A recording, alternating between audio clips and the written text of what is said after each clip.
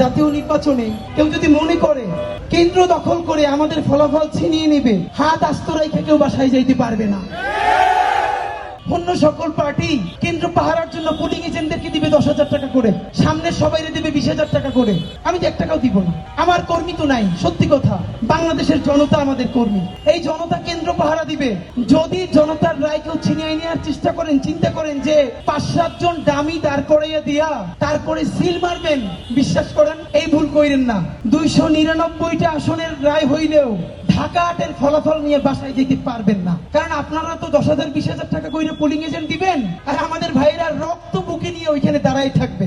যখন লড়াই বাঁধবে, ওই 10,000-20,000 টাকার চেয়ে আপনার যে পোলিং এজেন্ট, আপনার যে কর্মী, তাদের কাছে জীবনের মূল্য অনেক বেশি। সব ফালাইয়া বাড়ি দৌড়াবে। আর আমাদের যে ভাইয়েরা, তাদের কাছে লড়াই তাদের জীবনের চেয়ে মূল্যবান। আল্লাহ চাইলে 56,000 বর্গ মাইলের প্রতিটা ইঞ্চিতে ইঞ্চিতে আমরা ইনসাফের রাজনীতি কায়েম করব। কেমনে জনগণের পয়সায় জনগণের রাজনীতি নির্মাণ করতে হয়, সেই মডেল আমরা প্রতিষ্ঠা করবো ইনশাআল্লাহ। আমি আমার টিম যদি মরে যায়, বাংলাদেশে আমাদের এই মডেল এমন ভাবে দাঁড়াবে, নতুন কেউ রাজনীতি করতে হইলে এই মডেলের মধ্যে দিয়েই যাওয়া লাগবে। ভাইরা আমার, যদি আমরা কখনো ভুল করি, খেয়াল রাখবেন। অনেকে বলে ভাই আপনারা বিশ্বাস করি নিজের জীবনের চাইতেও বেশি, প্লিজ কোনোদিন ডিসঅনেস্ট হয়ে না। আপনাদেরকে আমি একটা কথা বলি, আমার এত বিশ্বাস আপনারা করবেন না।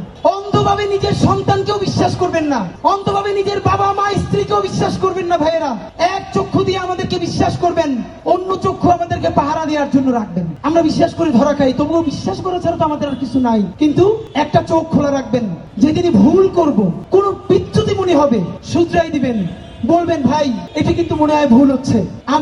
আমরা আপনারা বাংলাদেশের সবাই মিলে ইনশাআল্লাহ ঢাকা 8-এর এই রাজনীতিকে বাকি 299টা কনস্টিটিউতে ইনশাআল্লাহ পৌঁছে দিব। সুতরাং যে নয়া সফর শুরু করলাম, আমাদেরকে কেউ থামাতে পারবে না। কোনো হেভিওয়েট, কোনো পয়সা যদি থামাইতেই পারতো, তাইলে আজকে এরকম ঐতিহাসিক র্যালি হইতো না।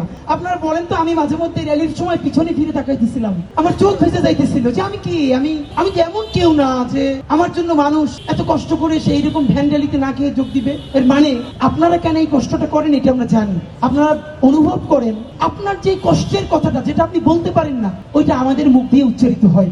আপনারা যখন আমাদের ভিডিও দেখেন, মনে করেন এই কথাটা আপনি প্রতিদিন বলেন, কিন্তু বাংলাদেশের কোনো মিডিয়া প্রচার করে না। আপনার না বলা কথা, আপনার যে অনুক্ত কষ্ট, এই কষ্টগুলো আমরা পরিপ্রকাশ করি।